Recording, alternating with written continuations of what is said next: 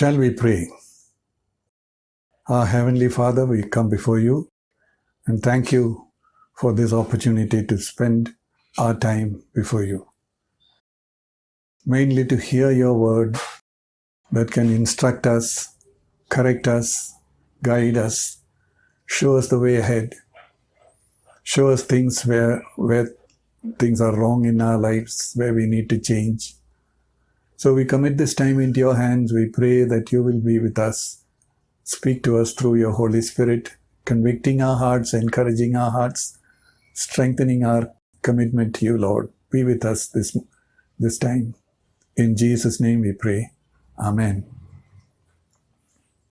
As you know, the topic for today's message is, how shall we forgive? We may have heard a lot of messages in the past about receiving forgiveness from God, but we also need to know how we need to go ahead and forgive other people who do harm to us. There are some practical challenges there which we face, and we need to know how we can deal with those kinds of challenges. But before we go that way, let's confirm our foundation with regard to our receiving forgiveness from God for our sins. Ephesians chapter 1 verse 7. In him we have redemption through his blood, the forgiveness of our trespasses, according to the riches of his grace. We find three things mentioned in this single verse. Redemption through his blood.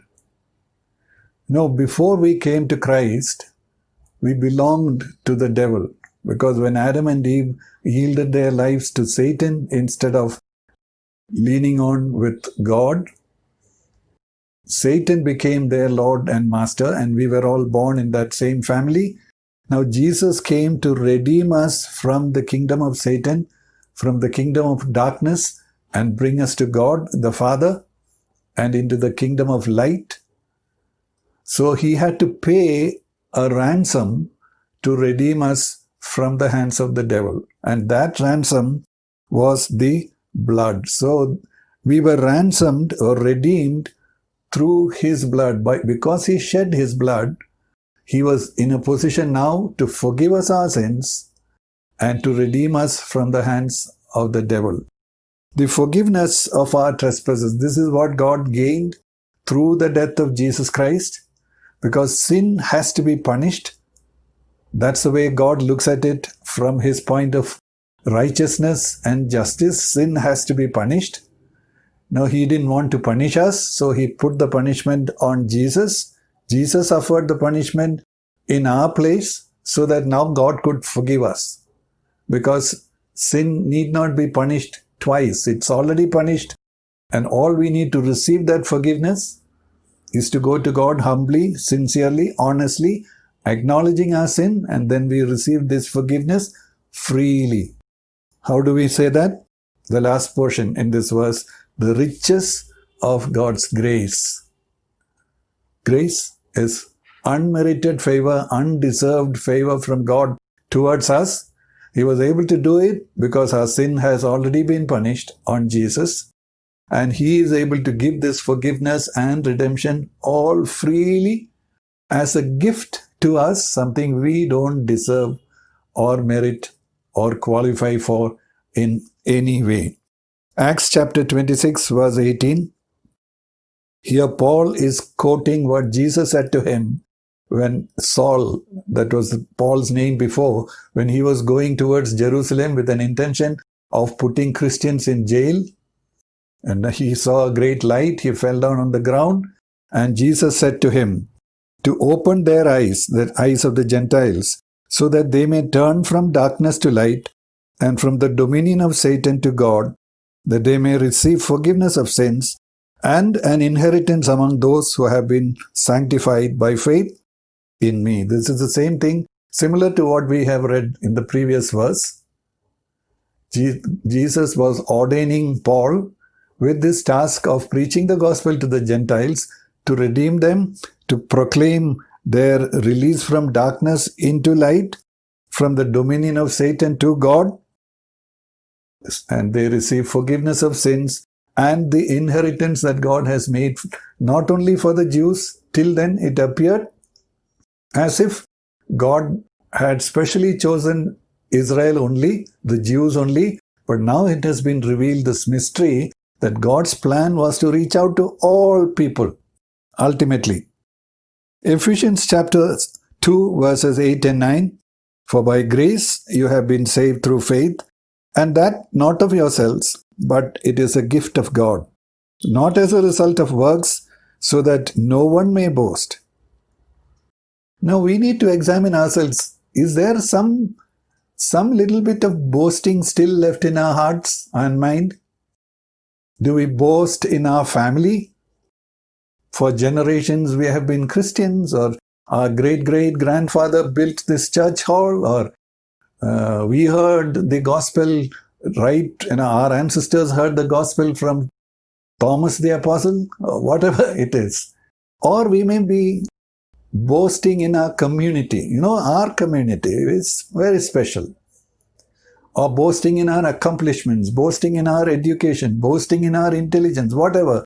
Is there some boasting that we still hold on to when we stand before God and realize that this gift of God is just through grace, nothing we can boast about?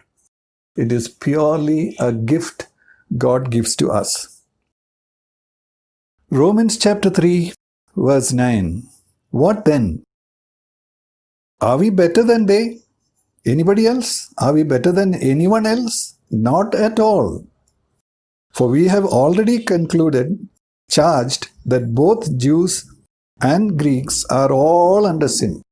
Verse 10. As it is written, there is none righteous, not even one. Romans chapter 6 verse 23.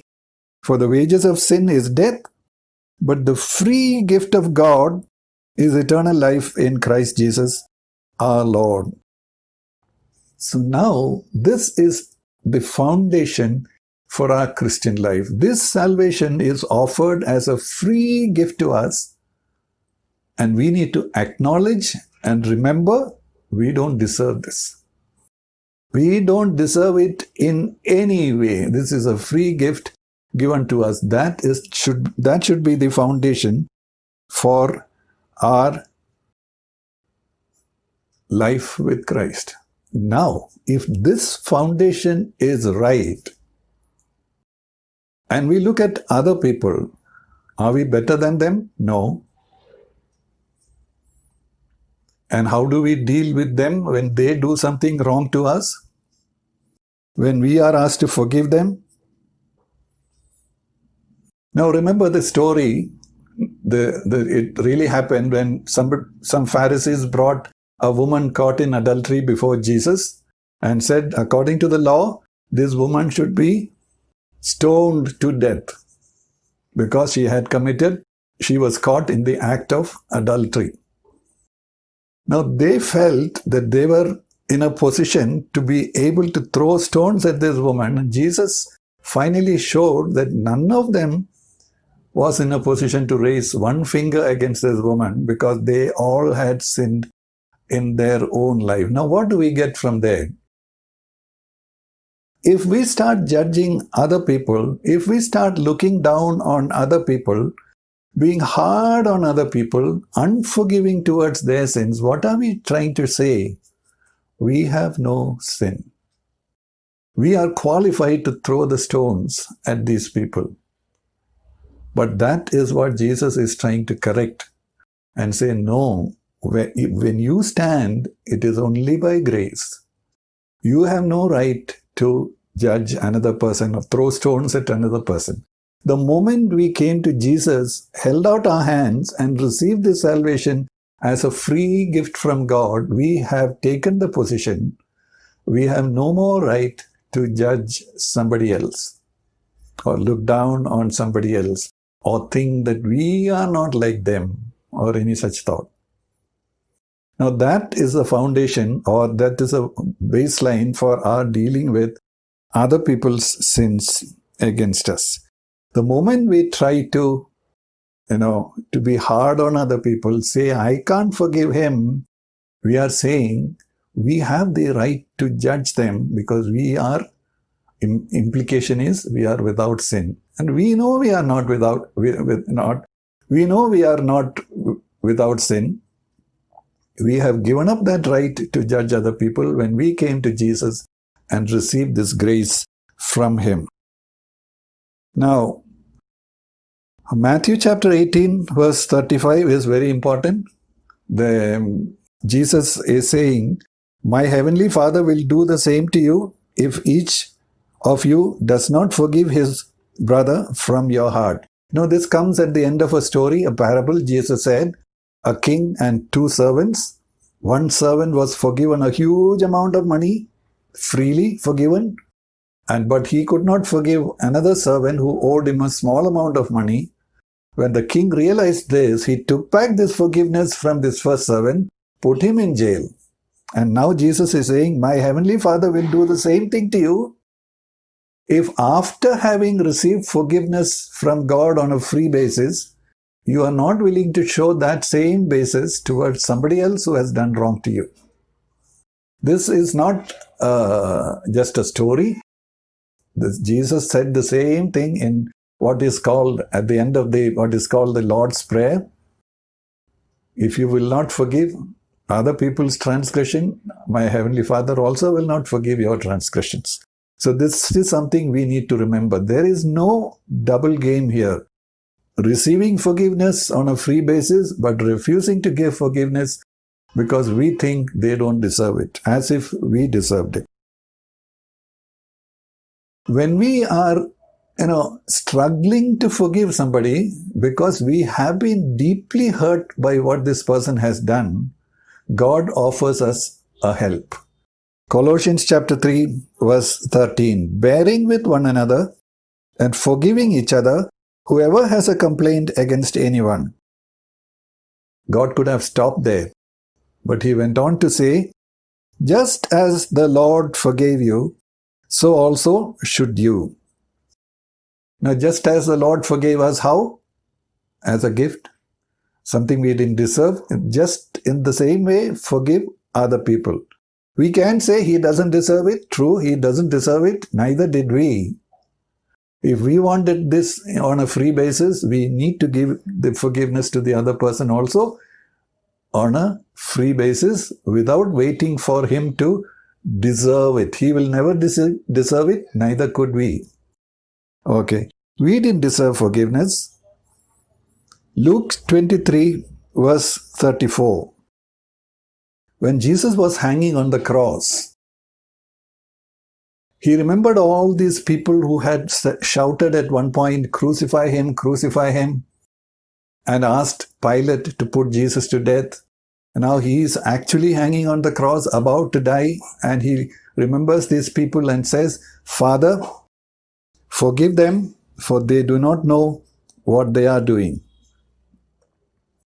Now we could have this doubt, how is it Jesus could say they don't know what they are doing? They knew very well what they were doing in terms of crucifying Him.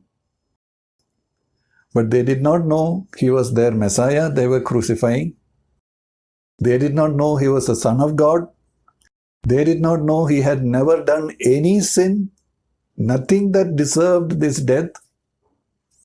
They did not know what consequence this is going to have on their own life. They did not know. They just happily said, let His blood be upon us and our children, very happily. They did not know any of those things. So Jesus says, Father, forgive them. Now, when even the worst of our enemies who do harm to us, they also don't know what they are doing. Think of it. Think of each of those details and realize they also didn't know what they were doing when they harmed us, hurt us, schemed against us, planned against us, all those things. One challenge that we face when it comes to forgiving other people is the moment we think about this person and what he or she has done to us, feelings of anger, vengeance, malice, all these things rise up from within our mind. And we think, how can I forgive him? Because I'm so upset with him. But the mistake is to imagine that if we are to forgive him, our feelings should all be nice, loving feelings. No. Because when we remember what he has done to us, these are the feelings that come up. Now, how do we deal with this? We need to realize that forgiveness is a decision that we make, a choice that we make. I remember how much God had to do to forgive me. Then when I remember that, it becomes easier for me to forgive him, even though he doesn't deserve it. And I say, Lord, I forgive him. That's a choice that I make. But then what happens? Satan comes the next day and reminds us about the same guy who had done this thing to us. And again, these feelings come up because they are all stored in our mind. He just needs a trigger, and all these feelings come up again. Then how do we deal with that? We remind ourselves, no, that matter is settled. I have forgiven him. There is nothing more to be said about it. I have forgiven him. And we turn our mind to some more useful or healthier thoughts. We change the subject and we don't allow the devil or our own mind to dwell upon these things. You know, in English, there is a phrase called chewing the cud. When a cow swallows grass in a field very quickly, after that she goes and lies down somewhere and brings up this food to the mouth and chews it all over again. That is how many people are. We bring up these memories and we chew over it and get all worked up again, all angry and revengeful and all these things. Now God is saying there is no need to bring up these thoughts over and over again. You've forgiven him. Now let it go. Don't spoil your mind and thought by remembering these things again and again. Remind ourselves we have already forgiven him. The more we do this, after a few days we find that our feelings are becoming lower and lower in strength, and we can come to a place where this event, this person's memory does not trouble us again. Even though it's still in our memory, but we have forgiven him, and that becomes a soothing fact in our mind that this is all done. I have nothing more to deal with him. Some people say, when we forgive, we must also forget. That is a very impractical thing to do, because we can never decide to forget something. It's stored in our brain, and we don't have a delete button where we can delete portions of our memory. No. They will be always there in our memory, but we can stop recollecting them, bringing them back into remembrance. Jesus said, in the New Covenant, God says, I will be merciful to their sins. I will not remember them anymore. Hebrews chapter 8, verse 12. God cannot also forget anything. He remembers all those things, but he says, I'm not going to recollect them, bring them back against you and say, I know you, I know what you have done. He says, no, when I forgive, I will promise not to recollect all these things again and again. That's the same way we have to deal with other people. Sometimes we think in our mind, it's not fair. He has done all these things to us and we have to let him go free without punishing him, without making him suffer. That's not fair. But then we must remember, strictly speaking, was God being fair to put our punishment on Jesus and then freely forgive us? That also wasn't fair in that sense. No, it's not fair to let him go, but we are letting him go because that's the same way we received our own forgiveness. So if we don't forgive other people, we show to ourselves and to God that we don't realize how freely we have received this forgiveness from him. What we really deserved was God to expose us, to humiliate us, and to make us suffer and suffer in hell forever and ever for all our sins. But what he has done is to take all that punishment away and give us the free gift of salvation. Another intellectual problem that some people have is to think, if I simply let him go, that is to think that what he did wasn't serious enough. No. What he did may have been serious enough. It may be, he may have done it 10 years ago and it's still hurting us. That may be true. It's not something light. We are not minimizing the intensity of this crime against us. But we are saying, just as God has forgiven us, I am letting him go. I am not going to punish him. I am going to leave him in God's hands. God will deal with him. I am not saying that what he did was okay. I can just close my eyes and believe it didn't happen. No, I'm not saying. I'm being very realistic. He has done this harm to me, but we are choosing to let him go because that's the same way God has done with us. We have received this gift freely and we give the same gift to others also freely. Now, some people think, okay, I am willing to forgive, but first let him come and apologize to me. He is not even acknowledging that he has done anything wrong. How can I forgive him like that? Now, this apology is something God can demand. Only God can demand because God is the lawmaker. He is the lawgiver. He is the judge. And he is the one who punishes people for their sins when they don't repent. So he waits for forgiving only when the person has repented from their sin. They acknowledge that they have done wrong. They promise that they don't want to do this again. And they seek forgiveness and help for the future. That's when God forgives. We are not in the same level.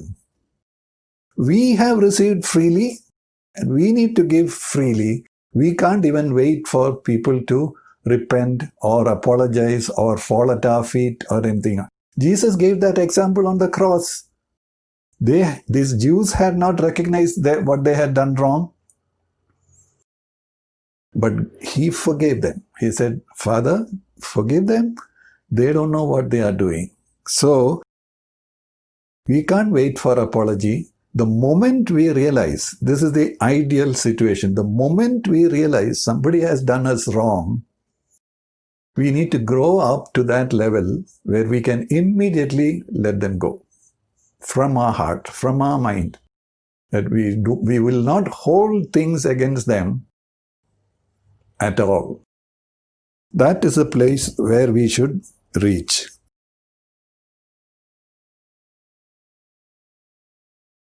Another thing that we need to remember is, just because we forgive someone, it doesn't mean God forgives him.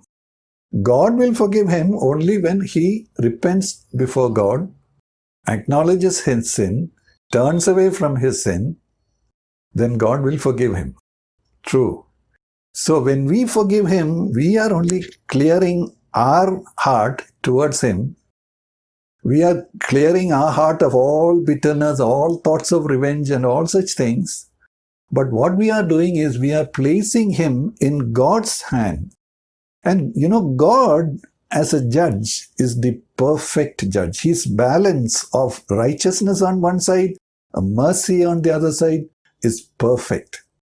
If we try to judge, we either tend to be on the side of righteousness or on the side of mercy. It's very difficult for us as human beings to find the right balance. But God is balanced. So we can happily leave this person in God's hands and say, Lord, you know what has happened. You deal with him. And we can come to rest from our own mind. Romans chapter 12, verse 19. Never take your own revenge, beloved, but leave room for the wrath of God. For it is written, vengeance is mine, I will repay, says the Lord. So vengeance belongs only to God, not to us. If we start thinking that we need to teach this person a lesson, that means we haven't actually let him go. We are still holding on to his collar or his neck and saying, you repay me, you do what I need you to do, otherwise I will teach you a lesson. No, that's not forgiving him. We need to just let him go. Another thing is, we sometimes think it's not fair. We are suffering even after many years the consequences of what this person has done to us, and he seems to be going around happily, not even aware that he has done us wrong. We think that's not fair. That is not fair, right? That is not fair. But we have left that matter to God, and we can be sure God will deal with that in the right way. You know, the Bible says, when you see a wicked man prospering, you may wonder what's going on. But the Bible reminds us it's only for a short time. His time will come when he has to face the living God, the wrath of God for unrepentant sinners. A time will come, but we leave him into God's hands and we clear ourselves from responsibility of judging him or anything like that. Another thing is we have to remember is, when we forgive him, we are getting rid of a huge burden that was on our heart and mind. We were carrying that burden of anger and bitterness and revenge and all these things. When we let him go, our mind becomes peaceful. Even if he doesn't know, this man doesn't know anything about it, we can forget about him or leave him aside. We do ourselves much good by forgiving him. We can now have a better sleep. We can have a healthier life because we have got rid of all this tension that was ruling our mind, affecting our body, all those things. One of the things we need to learn to do is to repent of having blamed God for bad things that have happened to us. You know, sometimes we think, why did God do this for me? Why did God allow this to happen to me? As if it was all God's fault. Now we know God is never at fault. He never does anything wrong. He is always perfect and good in whatever he does. But we, in ignorance, used to think that it was God's fault and we have got upset with God. Many people have turned away from God because they thought like this. But when we realize what a stupid thing it is that we have done, we need to come before God, ask him for forgiveness. Lord, I am so sorry that I put the blame on you for bad things that happened to me. No, you were perfect. There were other reasons why things happened to me. Maybe it was my own fault. Maybe it is somebody else's fault. Maybe it's because I'm living in this sinful world. I have suffered a lot of unjust things and unreasonable things and all those things, but it was wrong of me, foolish of me, stupid of me to put the blame on you. Forgive me, Lord. Yeah. One day, when we stand before God in eternity, Revelations 21 verse 4, and he will wipe away every tear from our eyes, and there will no longer be any death, there will no longer be any mourning or crying or pain. The first things have passed away. Then we can be totally free from all forms of evil around us and anything. We will be perfectly happy in the presence of God. Now, finally, I want to mention one more thing. Now, forgiving this person who has done harm to us is one thing. But after we have forgiven him, it does not mean that automatically we become friends with him again. That is called reconciliation. Reconciliation is not automatic just because we have forgiven him. Reconciliation involves two people, us and this person. Now, if he does not acknowledge the mistake that he has done or the wrong that he has done to us, if he has not felt repentant about it and received forgiveness from God, and he hasn't apologized to us for having done this thing to us, he is still in the wrong. And it's not possible for us to have a friendly, happy relationship with him because relationship is two-sided. We cannot have a one-sided relationship. We can forgive him. We can be pleasant towards him. We need not be angry or anything. But only when he also repents, not only we, he also repents, then reconciliation can take place. Don't be unrealistic in expecting that we have, for example, we have asked an apology from somebody and he doesn't forgive us. Or we have forgiven him, but it may not be wise or safe also to receive him back into fellowship with us or friendship with us. That is a matter of wisdom. Wait for him also to turn. So forgiving is good for us. It cleanses us. It keeps us in the right relationship with God and in our attitude towards people. So let's learn to be quicker in forgiving other people than what we have been before. May God help us, every single one of us, because this is a situation we face from day to day. Amen. Thank you.